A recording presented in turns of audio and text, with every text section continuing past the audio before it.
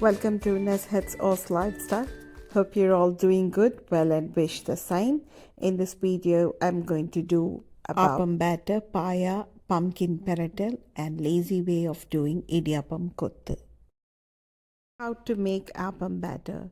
To make one, soak raw rice in 3.5 cups, or in a traditional cup you can kapadi to 3 handful of cooked ponni rice. Add little bit of grated coconut, grind together. Make salt in the end and make it to ferment overnight, just like the idli dosa batter. It's not sunny here, so how to ferment the batter?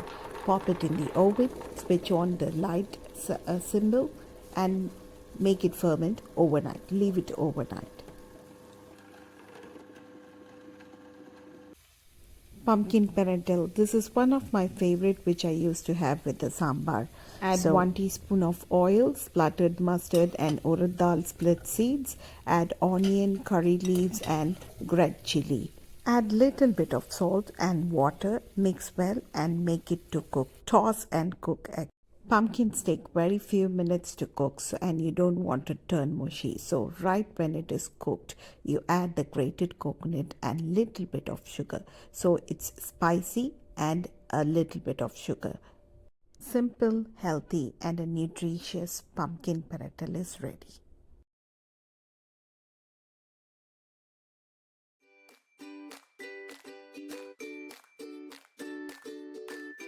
Since I'm making appam, it is mandatory to do paya. Since we get huge size of trotters, so it's mandatory for me to use red chili powder. So red chili powder, turmeric powder, garam masala like cinnamon, cardamom and clove.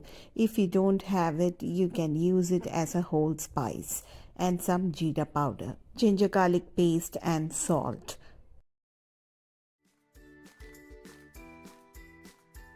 Since I get this big size of a small onion, so I grind them in the mixer and add this paste to the paya.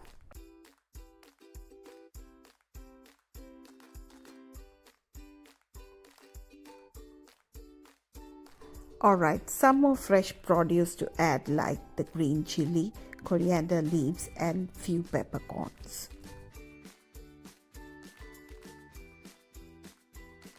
Add everything to the pressure cooker. Cover with water at least half of the pressure cooker and cook for 1 hour. Yes, it takes around 1 hour for us to cook in a pressure. For the Indian goats, maybe we use 20 to 30 minutes to cook. Turn off the stove after 1 hour and leave it overnight. Do not release the pressure.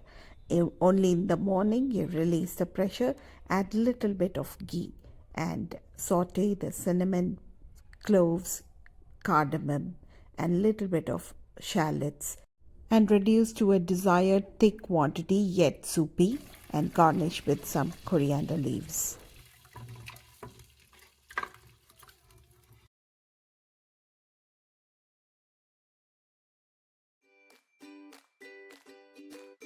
I actually made cooking in random days. Yes, I did harida again.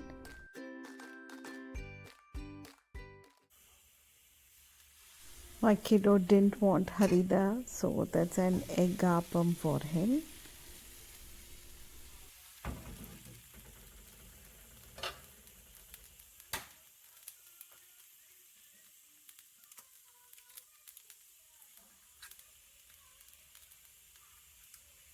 Let's move to the lazy idiyappam kothu.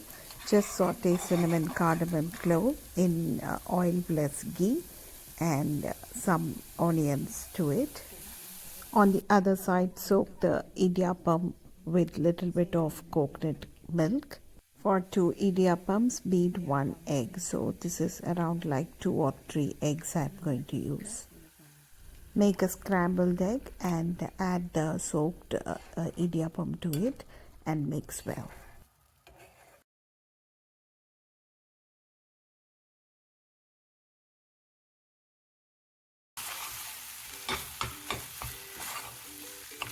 Taste it, add salt and pepper if required.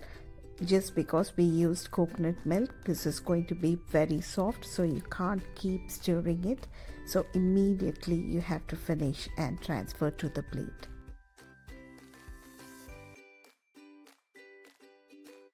What a beautiful way to end this vlog.